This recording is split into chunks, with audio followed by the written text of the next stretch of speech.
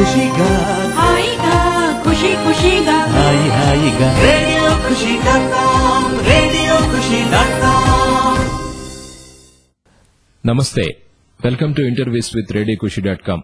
ప్రముఖుల మనోభావాలు మీ ముందుంచే ఇంటర్వ్యూస్ విత్ రేడియో ఖుషి.com లో భాగంగా ఈరోజు మనతో ఉన్న అతిథి హైదరాబాద్ కేర్ హాస్పిటల్లో కార్డియాలజిస్ట్ గా ఉన్న డాక్టర్ బీకేఎస్ శాస్త్రి గారు. నమస్తే అండి.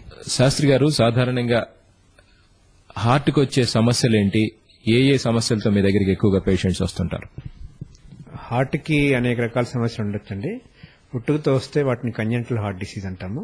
అంటే గుండె నిర్మాణంలో అవకతవకలు ఉన్నప్పుడు గుండె గదుల మధ్యలో రంధ్రాలు ఉండడం కానీ, మూసుకోవాల్సినటువంటి రక్తనాళాలు మూసుకోకపోతే, లేకపోతే తెరిచి ఉండాల్సిన రక్తనాళాలు మూసుకుంటుంటే, ఈ అనేక నిర్మాణంలో అవకతవకలు వాటిని కంజెంటల్ హార్ట్ డిసీజ్ అంటాము. అది కాకుండా సాధారణంగా ప్రత్యేకించి భారతదేశంలో చిన్నప్పుడు వీళ్ళకి కీళ్ల వాతం లాంటి వ్యాధి వచ్చి దాంతోపాటు జ్వరం వస్తే దానికి రుమాటిక్ ఫీవర్ అంటాము. ఇది స్ట్రెప్టోకాకస్ అనే సూక్ష్మజీవి వల్ల వచ్చే ఇన్ఫెక్షన్. ఇది సాధారణంగా చాలా మందికి వస్తుంటుంది, కానీ 100లో ఒక ముగ్గురికి, ఇంకా తక్కువ కూడా 0.3 to 3% పేషెంట్స్ లో ఈ గొంతు నొప్పి వచ్చి, వాపు వచ్చి, టాన్సిలైటిస్ లాంటిది వచ్చినప్పుడు వాళ్ళకి హార్ట్ ఎఫెక్ట్ అవుతుంది, రుమాటిక్ ఫీవర్ వచ్చి. దాన్ని రుమాటిక్ హార్ట్ డిసీజ్ అంటారు. ఇది ఏ ప్రాంతాల్లో అయితే కాన్సన్ట్రేషన్ ఎక్కువ ఉంటుందో, జనసాంద్రత ఎక్కువ ఉంటుందో, క్రౌడింగ్ ఎక్కువ ఉంటుందో, వాళ్ళకి ప్రత్యేకించి అసోసియేటెడ్ సోషో ఎకనామిక్ స్టేటస్ తక్కువ ఉన్నప్పుడు వాళ్ళకి రుమాటిక్ ఫీవర్ వచ్చి హార్ట్ లో ఉండే కవాటాలు దెబ్బతిని రుమాటిక్ హార్ట్ డిసీజ్ అడల్ట్ గా ఉన్నప్పుడు వచ్చే అవకాశం ఉంటుంది. ఇది కాకుండా ఈ కరోనరీ ఆర్టరీ డిసీజ్ అనేది చాలా సాధారణంగా చూసేటువంటి జబ్బు అనమాట. ఒక 20-30 ఏళ్ల సంవత్సరాల క్రితం చూసినట్లయితే సాధారణంగా హాస్పిటల్స్ లో చాలా మంది patients rheumatic heart disease, congenital heart disease, cardiomyopathy ఇలాంటి వ్యాధులతో ఉండేవారు. కానీ ఇవాళ రోజునటువంటి హాస్పిటల్లో కార్డియాలజీ వార్డులో పేషెంట్స్ ని చూసినట్లయితే సర్వసాధారణంగా మనకు కనిపించేది కరోనరీ ఆర్టరీ డిసీజ్. ఈ కరోనరీ ఆర్టరీ డిసీజ్ అంటే గుండెకి రక్తాన్ని సరఫరా చేసే రక్తనాళాల్లో వాటిని కరోనరీ ఆర్టరీస్ అంటాము.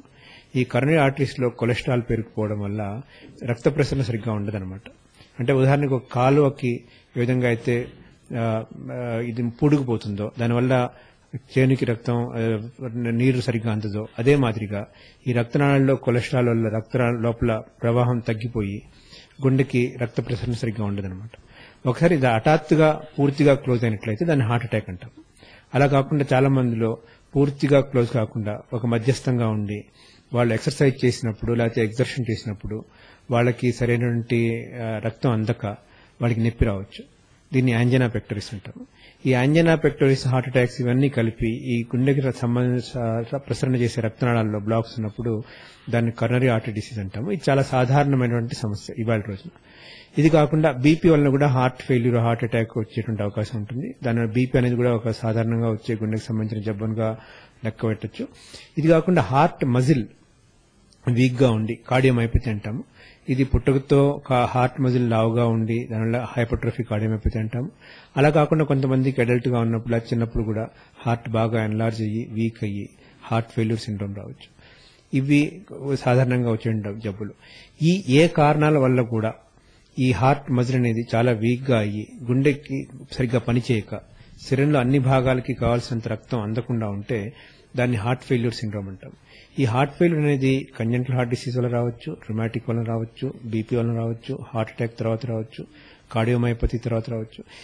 ఏ కారణాల వల్ల కూడా హార్ట్ ఫెయిల్యూర్ అనేది వచ్చినప్పుడు ఇది ప్రపంచవ్యాప్తంగా కూడా సాధారణంగా ఎక్కువ మందిలో వచ్చేటువంటి సమస్య. మనం భారతదేశంలో కూడా ఈ మధ్య కాలంలో ఈ హార్ట్ ఫెయిల్యూర్ పేషెంట్స్ ని చాలా మందిని చూస్తున్నాం. ఇవి కాకుండా గుండె నిరంతరం పనిచేసేందుకు, ఒక మజిల్ కండరం పనిచేసేందుకు దానికి విద్యుత్ తరంగాలు అవసరం. అంటే నార్మల్ గా మన ఇంట్లో అయితే ఏ విధంగా అయితే విద్యుత్ తీగలు ఉంటాయో అదే మాదిరిగా గుండెలో కూడా విద్యుత్ తీగలుండి విద్యుత్ తరంగాలు ప్రవహించినప్పుడే ఆ గుండెకి తగిన స్పందన జరిగి ఆ మజిల్ కాంటాక్ట్ అవుతుంది. అంటే ఉదాహరణకు చెప్పాలంటే మన ఇంట్లో మోటార్కి కరెంట్ ఎట్లానో ఈ గుండె పంపింగ్ చేసేందుకు ఈ కరెంటు తీగలు, కరెంటు వ్యవస్థ కూడా అవసరం. ఈ కరెంటు తీగల వ్యవస్థలో ఏమన్నా మార్పులు వచ్చి షార్ట్ సర్క్యూట్ అయ్యి లేకపోతే కావాల్సినంత వేగంగా తరంగాలు ఉత్పత్తి కాకపోతే లేకపోతే అవి ప్రవహించకపోతే అనేక రకమైన ఎరిథ్మియాస్ వస్తాయన్నమాట. ఈ ఎరిథ్మియాస్ హార్ట్ బీటింగ్ తక్కువ అవ్వచ్చు, ఎరిథ్మియాస్ వల్ల హార్ట్ బీటింగ్ ఎక్కువ అవ్వచ్చు, లేకపోతే ఇర్రెగ్యులర్ గా ఉండొచ్చు. ఇవన్నీ కూడా ఎరిథ్మియాస్ ఉంటాయి. అదో రకమైనటువంటి హార్ట్ కి సంబంధించిన సమస్య. ఈ విధంగా ఇవాళ రోజున మనకి హార్ట్ కి సంబంధించిన సమస్యలు అంటే కంజెనిటల్ హార్ట్ డిసీజ్ ఉంటుంది, rheumatic heart disease, hypertensive heart disease, coronary artery disease, cardiomyopathy, heart failure, and arrhythmias. These are the major things. ఇవి కాకుండా మైనర్ గా అనేక ఉంటాయి, but will not go into that. గుండె నొప్పేది ఛాతీ నొప్పేది తేడా తెలుసుకోలేని సాధారణ గ్రామీణస్తులు ఉన్నప్పుడు వాళ్ళు ఆ తేడాను ఎలా కనిపెట్టవచ్చు, అసలు వాళ్లకు వాళ్లుగా ఏ సూచనల ప్రకారం ఇది గుండె నొప్పి అని నిర్ధారించుకునే అవకాశం ఉంది, మీ దగ్గరికి వస్తే ఎలా డయాగ్నోస్ చేస్తారు? ఈ సమస్య గ్రామీణులకే కాదండి, అర్బన్ ఏరియాస్ లో ఉన్న వాళ్ళకి ఉండొచ్చు, ఎడ్యుకేటెడ్ ఉండొచ్చు, వెల్త్ ఉండొచ్చు. ఇది ఇట్స్ మ్యాటర్ ఆఫ్ నాలెడ్జ్. అది గ్రామీణులకే అని లేదు. Unfortunately some doctors also cannot decide. ఇది ఒక మేజర్ సమస్య. అంటే యాక్చువల్ గా నిజంగా చెప్పాలంటే కార్డియాలజిస్ట్ మాకే ఒక్కసారి ఇది ఛాతి నొప్పి గుండె నొప్పి అనే అనుమానం రావచ్చు. అది పక్కన పెడితే, అలాంటి రేర్ సిచ్యువేషన్స్ పక్కన పెడితే, సాధారణంగా గుండె నొప్పి అనేది ఒక చిన్న ప్రాంతంలో కాక గుండె అంతా కూడా వ్యాపించి ఉండొచ్చు, అది ఛాతి అంతా కూడా వ్యాపించి ఉండొచ్చు. కేవలం చాలా మందికి అపోహ ఏంటంటే గుండె ఎడం వైపు ఉంటుంది కాబట్టి గుండె ఉండే ప్రాంతంలోనే నొప్పి వస్తే గుండె నొప్పి, అది లేకపోతే నొప్పి కాదు అనుకుంటుంటారు. యాక్చువల్ గా గుండె ఉండే ప్రాంతంలోనే నొప్పి వస్తే అది గుండెకు సంబంధించింది కాకపోయే అవకాశాలు ఎక్కువ. గుండె సంబంధించిన నొప్పి ఛాతి అంతా కూడా వ్యాపించి ఉంటుంది.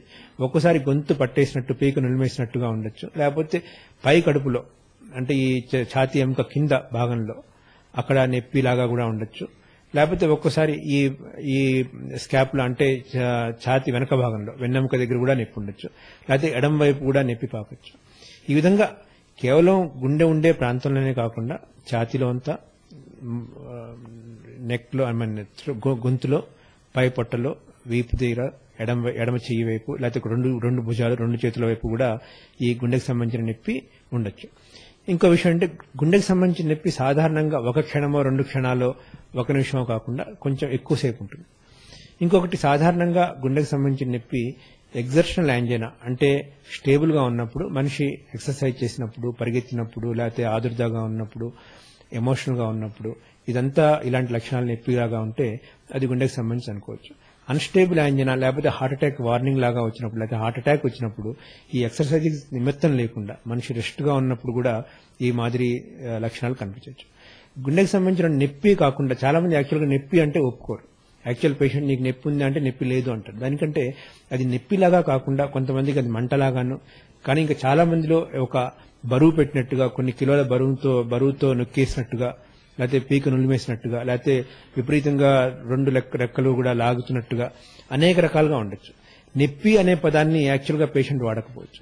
సాధారణంగా బరువులాగాను, నొక్కేసినట్టు అనే పదాలు వాడుతుంటారు. లేదా ఒక కన్స్ట్రిక్షన్, ఒక తాళ్లతో కట్టేసినట్టుగా అనే ఫీలింగ్ కూడా వాళ్ళకు ఉండొచ్చు. ఇది కాకుండా దీంతో పాటుగా చెమటలు పట్టడము, లేకపోతే వాంతి అవడము, కళ్ళు తిరగడము, ఆయాసం రావడము, ఇలాంటివి తీవ్రంగా ఉన్నప్పుడు వస్తుంటాయి. సాధారణంగా ఒక వ్యక్తి ఎక్సర్సైజ్ చేసినప్పుడు, లేకపోతే ఆదుర్దాగా పరిగెత్తినప్పుడు, లేకపోతే తొందరగా పరిగెత్తినప్పుడు, లేకపోతే బరువులు తీసుకుని పరిగెత్తినప్పుడు, లేకపోతే మెట్లు ఎక్కినప్పుడు, లేకపోతే ఆహారం తీసుకున్న తర్వాత అన్న శ్రమ పొందినప్పుడు లక్షణాలు కనబడి మళ్ళా రెస్ట్ తీసుకున్నప్పుడు తగ్గితే అది సర్వసాధారణంగా గుండెకి సంబంధించిన నొప్పిలాగా అంటాం. ఇలా మనం కొన్ని లక్షణాలు కనిపెట్టి అది గుండెకి సంబంధించిన సమస్య అనుకున్న తర్వాత డయాగ్నోస్ పరంగా మనం ఎలా వాటిని కనిపెట్టొచ్చు, ఏ ట్రీట్మెంట్ విధానాలు అందుబాటులో ఉన్నాయి? గుండె సంబంధించిన నొప్పి అయితే మనం ఫస్ట్ గా చూడాల్సింది ఇది ఎక్సర్సైజ్ ద్వారా లేకపోతే ఎగ్జర్షన్ ద్వారా వస్తుందా, లేకపోతే రెస్ట్ గా ఉన్నప్పుడు ఏం పని లేకుండా తీరుబడిగా కూర్చున్నప్పుడు వస్తుందని చూడాలి. దాంతోపాటు ఎక్సర్సైజ్ తో వస్తుందంటే చాలా తీవ్రమైన ఎక్సర్సైజ్ తో వస్తుందా, మినిమల్ ఎక్సర్సైజ్ తో వస్తుందని చూడాలి. మినిమల్ ఎగ్జర్షన్ తో అంటే ఏదో స్నానం చేస్తేనో, లేకపోతే అన్నం తింటానో, లేకపోతే ఇంట్లో నడుస్తేనో, ఒక 4 అడుగులు వేస్తేనో నొప్పి వస్తుంది, లేకపోతే ఊరికే రెస్ట్ గా ఉన్నప్పుడు నొప్పి వస్తుందంటే సమస్య తీవ్రంగా ఉందని అర్థం. అలాంటి వ్యక్తిని ఇమీడియట్ గా హాస్పిటల్లో అడ్మిట్ చేసి దానికి సంబంధించిన ఈసీజీలు, రక్త పరీక్షలు, ఎకోకార్డియోగ్రాము చేసి అవసరమైతే ఇమీడియట్ గా యాంజియోగ్రామ్ చేయడం అనేది కరెక్ట్ పద్ధతి. అలా కాకుండా మనిషి ఎక్కువ ఎగ్జర్షన్ తో వస్తుంది, బాగా నడిచినప్పుడు వస్తుంది, కొంచెం శ్రమతో రావట్లేదు అంటే అలాంటి వ్యక్తికి ఈసీజీ చేసి, ఎకో చేసి, తర్వాత ట్రెడ్మిల్ టెస్ట్ చేసి దాన్ని బట్టి అవసరాన్ని బట్టి యాంజియోగ్రామ్ అలాంటి పరీక్షలు చేయొచ్చు. ఇవి క్లాసికల్ లక్షణాలు ఉన్నప్పుడు. అలా కాకుండా లక్షణాలు అనుమానాస్పదంగా ఉండి ఇది హార్ట్ దా కాదా అనే అనుమానం ఉన్నప్పుడు, అంటే ఒక చిన్న ప్రాంతంలో వస్తుంది, లేకపోతే ఒక క్షణమే ఉంటుంది, లేకపోతే పెద్దగా గాలి పీలిస్తే అటు ఇటు కదిలితే వచ్చింది, ఇవన్నీ కూడా గుండె జబ్బుకు సంబంధించిన సూచనలు కావు. అలాంటి వాళ్ళకి మనం గుండె జబ్బా కాదా నిర్ణయం చేసినందుకు వాళ్ళకి మనం ఏమన్నా ఈసీజీ చేసి తర్వాత ట్రెడ్మిల్ టెస్ట్, యాంజియోగ్రామ్ అలాంటివి చేయాల్సి ఉంటుంది. గుండె జబ్బు నిజంగా ఉంది, అధికంగా ఛాన్స్ ఉంది, లేకపోతే సిమ్టమ్స్ చాలా ఎక్కువగా ఉన్నాయన్నప్పుడు డైరెక్ట్ యాంజియోగ్రామ్ చేస్తాం. గుండె జబ్బు అవునా కాదా అని తెలుసుకోవాల్సింది, లేకపోతే